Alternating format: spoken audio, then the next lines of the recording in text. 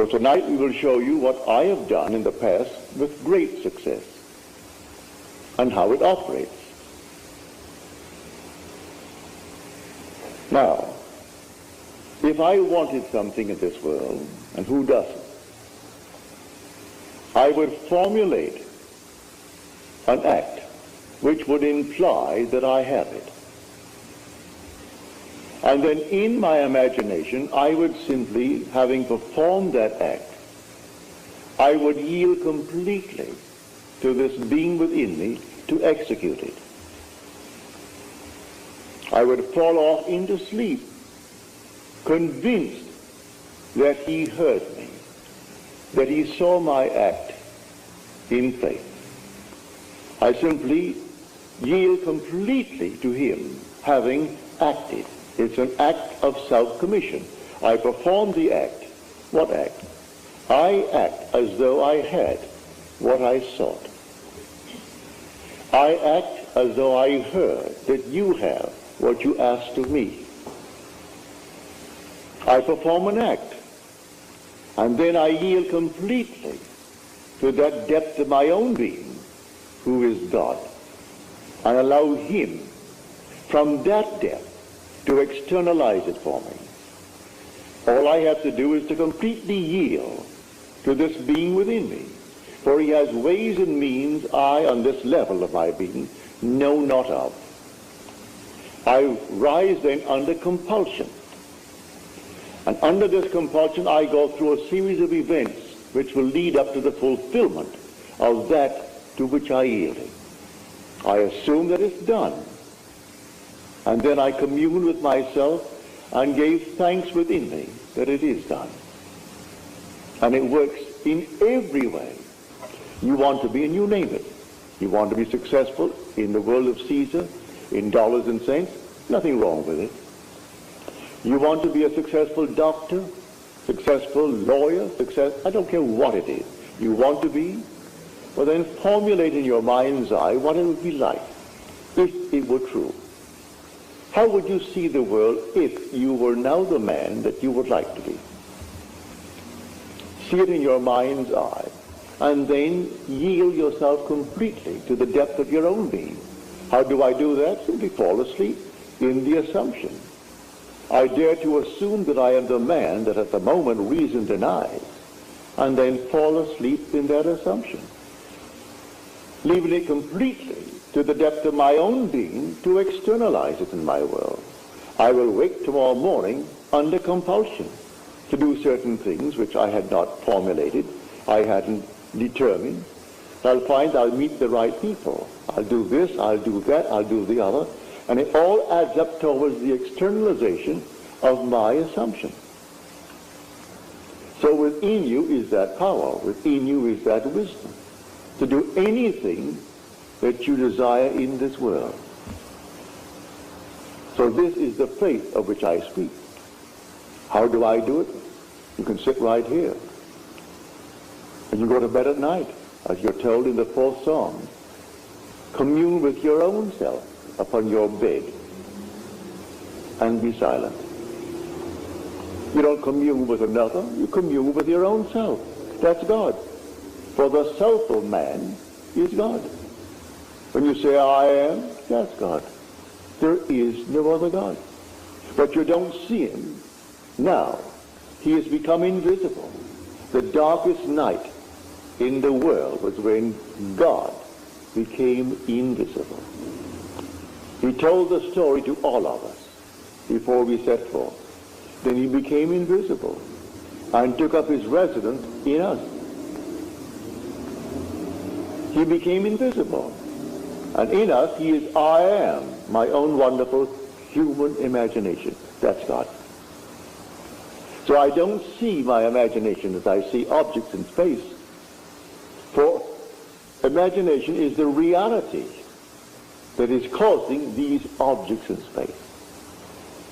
So I see the fruits of its activity, but I do not see it because it is invisible. The day will come, I will see it. I have seen him. He has no beginning, no end. He is the Ancient of Days. But he's infinite love. There's nothing but love. Yet he will wait on us just as swiftly and as indifferently when the will in us is evil as when it is good. For it is he who does all things, that I kill, I make alive. I wound, I heal. I do all these things, and none can deliver out of my hand. So if the will in man is evil, he will execute it. If it is good, he will execute it, because there is no other creator. So it's entirely up to man what he imagines. What am I going to imagine? But remember, when I imagine, I must imagine and then completely yield. That is faith. You've been taught to believe you're a worm. You came out of a swamp.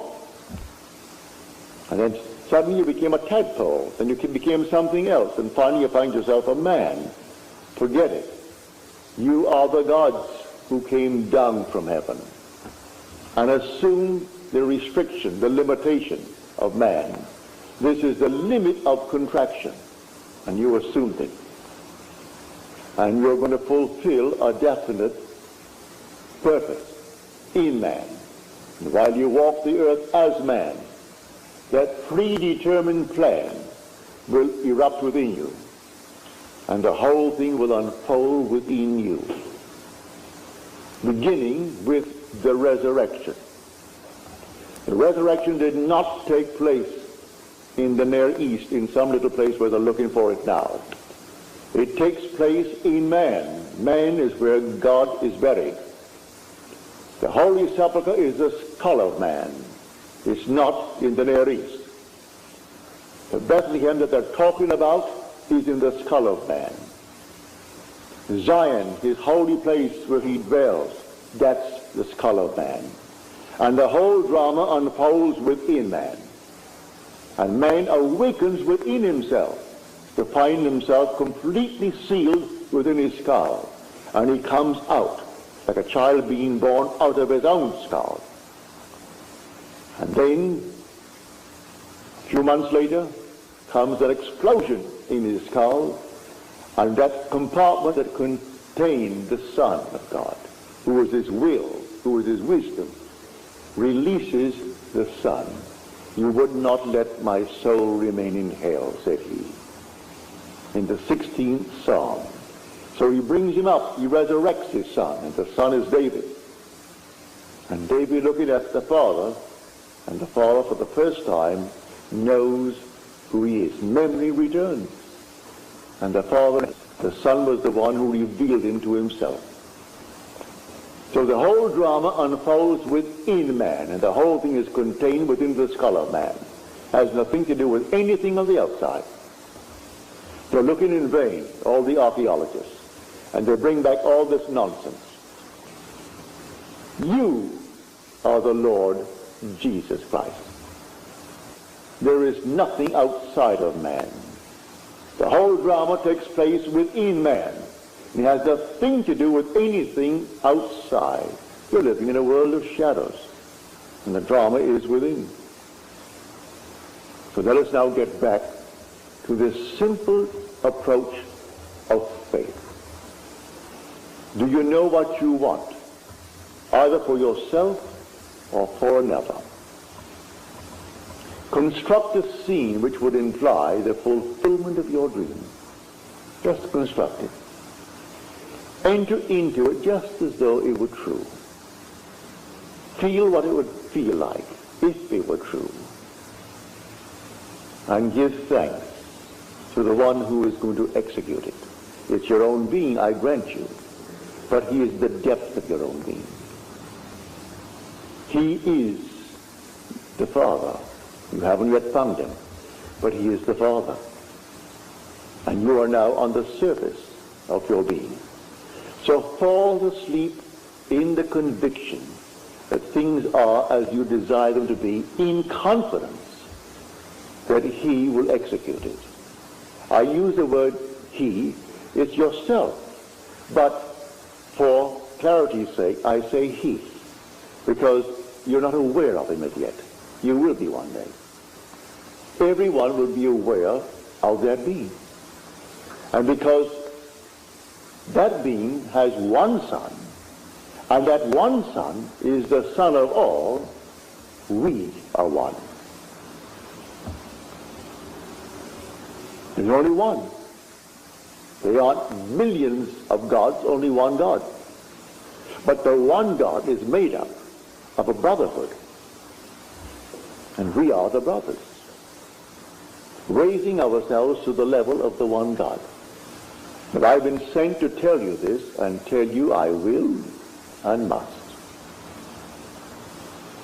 If only a few hear it, what does it matter? You hear it with conviction.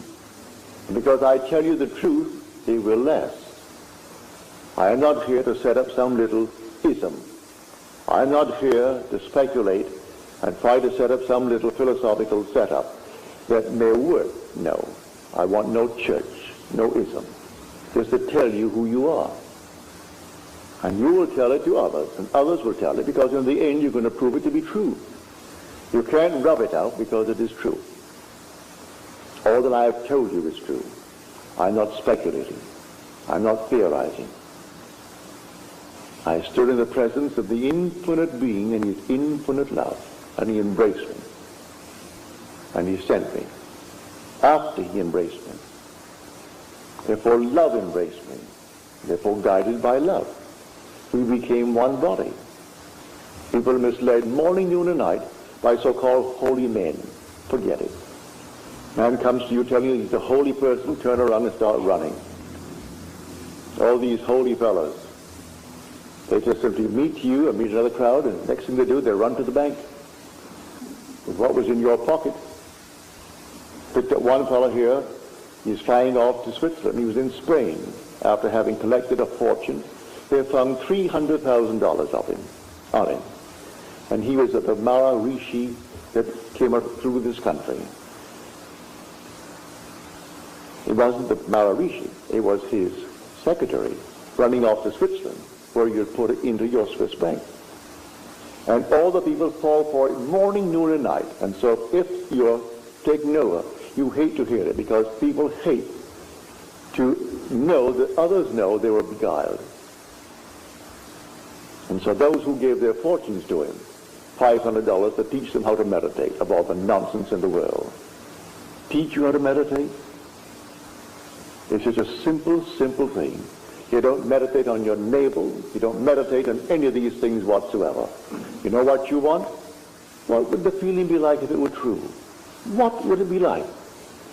Assume the feeling of the wish fulfilled. Well, anyone can do that. A child can do that. What would it be like if it were true? That's meditating. Now yield completely. And the being within you will take that and externalize it for you. Meditating on your Kundalini fire and all this nonsense. Has nothing to do with it. I'm going into so-called diets. Diets will not commit you or commend you to God. He gave you a palate, didn't he? Or then exercise the palate too. And so I'm going to go on a certain diet. A friend of mine went on the diet of things that you should only feed parrots. Well, she isn't a parrot. Eating pumpkin seeds, eating all these things. If you really enjoy them, but don't tell me that you really enjoy them. Of course, you could acquire a taste for anything. I don't say you can't. But exercise that God-given gift. It's a palate. And simply enjoy it. So, to come down to the night's message on faith. By faith, the worlds were created by the Word of God. Faith does not give reality to the unseen things. Faith is loyalty to unseen reality. For this thing exists. All things exist. I tell you from my own experience that the entire world that is unseen to this world exists now. It actually exists. Not out there beyond the stars, right here. It's all existing right here. And the day will come that you will actually awake and you'll be able to step into these unnumbered sections of time. 1,000 years ago has not passed away. And 2,000 years from now is not something that is going to suddenly form itself. It is now. And you are simply in a section of time. And the day will come you'll be able to move into any section of time. All these things exist now. And the purpose of it all is simply to awaken. And when you awaken, who are you? You are the author of it all. You are God. God the Creator. But to come back to our wonderful approach tonight, you want a better job? You want more money? You want this? You want that? Don't be ashamed of it. Who gave you the urge? Your Father did. You have the desire. It came from the depths of your own being. So he can execute it. He only asks you to have faith. Faith in what? Faith in him. Have faith in God. All right. Where is he? He is my own wonderful human imagination. I cannot see the fulfillment now, but he will do it. Well, now, assume that I am already the man that I want to be, and yield completely to that assumption, and fall asleep. Just completely fall asleep and completely forget it. A lady who was here tonight, she called me up on the phone here just a few days ago, and asked something of me. I will not tell you, it's too personal. But she asked me to please care for a certain thing. It's so simple. I sat in my chair after I spoke to her on the phone and heard her tell me. Well, she came back tonight and told me that it has happened. She is here. You see her here tonight. Drove all the way in from San Bernardino to tell me this story. And it simply worked. What did I do? It didn't cost me anything. Cost you nothing. What does it cost anyone to have faith in God? Why put a price on it? Why charge anyone? It costs nothing.